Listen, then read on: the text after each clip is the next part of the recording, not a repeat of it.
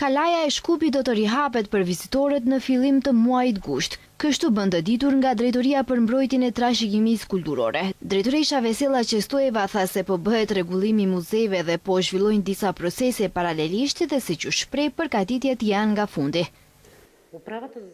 Me nënshkrimin e marrëveshjes njëri muze është kryer, tek tjetri ndërtimet janë nga fundi. Për 2 javë ai do të jetë gati. Paralelisht me këtë proces po e ndjek edhe procesin në kadastër. Pra për 1 muaj ose 1 muaj e gjysmë do të jemi gati diku në fillim të muajit gusht.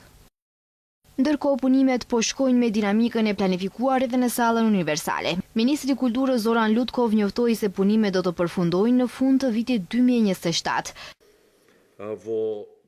Po punohet në sallën universale, tempoja është e shkëlqyer, marr informacione në bazë javore. Nëse vazhdohet me këtë tempo, në fund të 2027-s duhet të jetë e përfunduar.